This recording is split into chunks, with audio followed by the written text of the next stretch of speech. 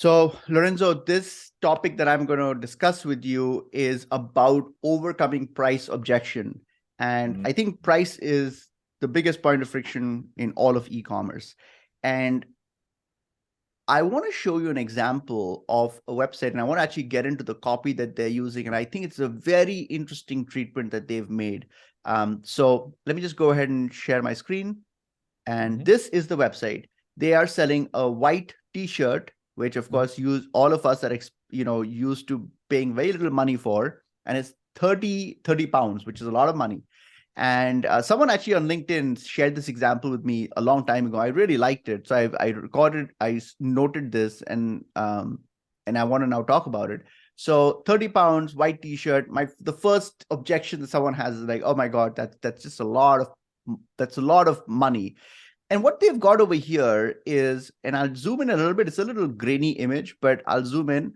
And the title says full transparency. So this is on the product page itself. And it says understanding and appreciating the value of our clothing is fundamental in learning to live with less. The more we know, the better decisions we make, the more we cherish what we have, the longer it lasts. And as a result, the less we'll need. If you notice, they don't actually talk at all about t-shirts. They're just talking about, to me, this is a point of view. They're communicating a point of view.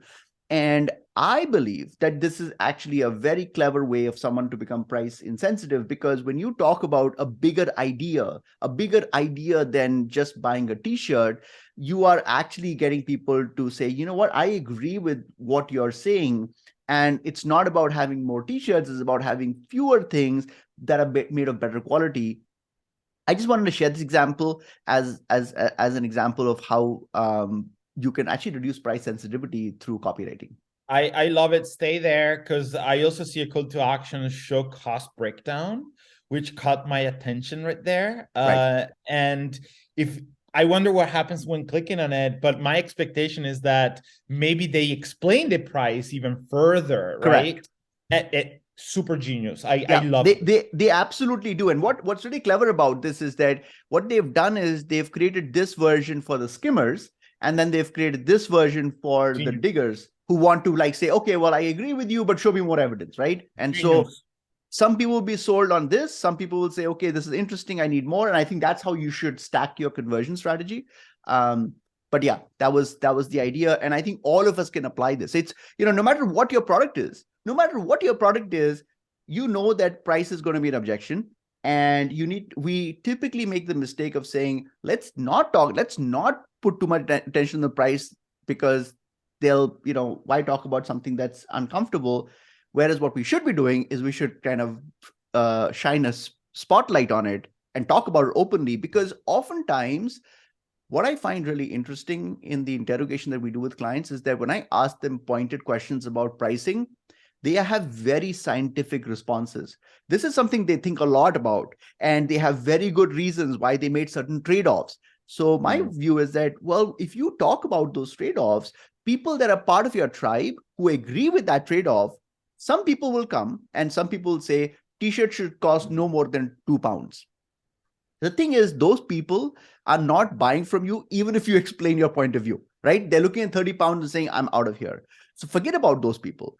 But some people will come and say, you know what, 30 pounds seems kind of stiff. That's kind of a lot of money. I don't really know what these guys, I don't know what they're using their money for. And, I'm kind of on the fence. But if these people understood the trade-offs and the choices you made, they could easily say that, okay, 30 pounds is a lot of money, but I kind of philosophically agree with what he's saying. And if, especially people that are close to converting, that's why we call them healthy skeptics. The people who are close to converting can be pushed over the line with that kind of transparency. Yeah, and Rishi, let's be honest here. Like transparency sells. Yeah. And actually, like I rarely see direct to consumer brands or e-commerce brands making transparency statements, right? Because transparency brings trust.